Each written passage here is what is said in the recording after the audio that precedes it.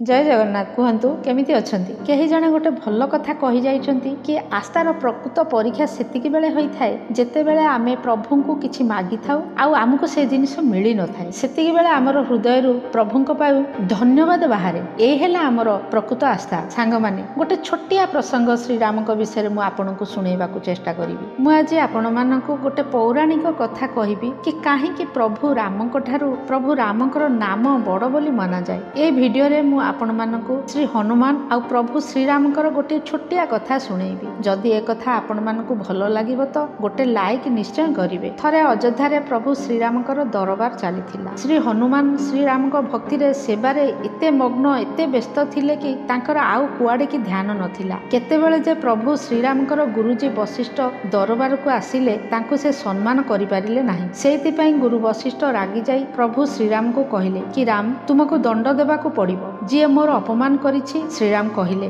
गुरुदेव कहंतु काहाको दंड देबाकू पड़िबो। गुरु वशिष्ठ कहिले जदि मु ना कहि देबी तो तुमे तांकु दंड देई परिबो नाही निजको दंड देई देबो किंतु तांकु केबे दंड तुमे देई परिबोनी। श्रीराम कहिले गुरुजी आपण तांकर पासे अपराधीर ना कहंतु। गुरुजी बहुत जोरे रे रागी जाई कहिले राम तुमको अमोघ अस्त्र रे दंड देबाकू पड़िबो जो अपराधीर कथा मु कहूची। श्रीराम कहिले आपण कहंतु किए से अपराधी। ए कथा सुनी गुरु वशिष्ठ को लागिला एबे श्रीराम पूरा तैयार होई गले अपराधी को दंड देबा पाई। सेतिकी बेले से कहिले हनुमान जे मोर सम्मान करि पारिलानी। प्रभु श्रीराम गुरुजी को कथा देइथिले अपराधी को दंड देबे बोली गुरुजींकर आज्ञा थिला तेनु से राजी होई गले आउ कहिले ठीक अछि काली संध्या रे सरजू तटरे मु हनुमान को अमोघ बाण रे दंड देबी अमोघ बाण जहा सबुठारु शक्तिशाली। हनुमान जेतेबेले ए कथा सुनिले बहुत चिंतार पड़ी गले घर को गले आउ माता अंजना पुओ को देखि जानि पारिले कि हनुमान बहुत चिंतारे अछंती बहुत दुखरे अछंती। से हनुमान को पचारिले हनुमान कहिले माँ मते ब्रह्मांड रे केही हरई पारिबे नाही केही मारी पारिबे नाही किंतु प्रभु श्रीराम निजर अमोघ बाण रे मते दंड देबा को जाउछंती एबे सबु शेष होई जिवो। माता अंजनी जानिले पवन पुत्र हनुमान अतुलित बलधामा जहार बलर तुलना करा जाई पारे ना। माता अंजना तांकु मन पकेई देले कि पुओ मने पका मते भगवान शिव गोटे मंत्र देइथिले जाहाकू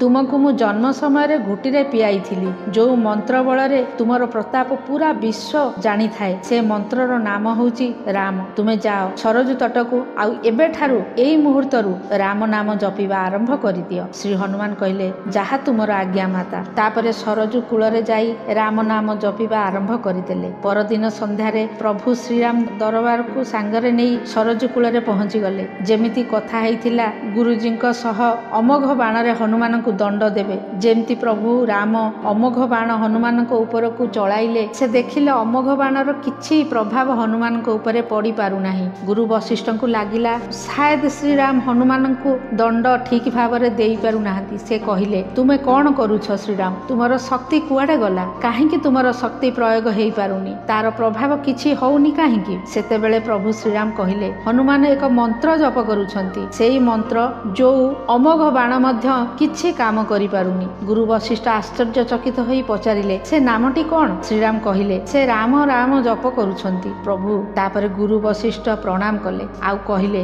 दरबार छाड़ी नगर छाड़ी आश्रम को मु जाउछि मु मध्य राम राम ही जपिबी। एहार महिमा रामक ठारू बहुत बड़ रामक ठारू बहुत बड़ रामक नाम सेइथि पई कुहा जायछि जो नाम जोटा कि पत्थर ऊपर लेखा हेले मध्य पत्थर भासी उठी थाए बास एही होउछि प्रभुक महिमा। ए होउछि गोटे छोटिया कथा जहा आपण मानकु सुनेइली शेषरे एई कथा कहिबी प्रभुक आशीर्वाद सांगरे निज लोक मानकर भल पाइबा आउ कठोर परिश्रम द्वारा जीवन को बहुत सरल सुंदर गढ़ी तोलंतु। वीडियोटी भल लागिथिले कमेंट रे जय श्रीराम लेखंतु आउ चैनल टी को सब्सक्राइब करबा को भूलंतु नाही। पर वीडियो रे देखा हबा सेतबेले जाके व्यस्त रुहंतु आउ सुस्थ रुहंतु। जय जगन्नाथ।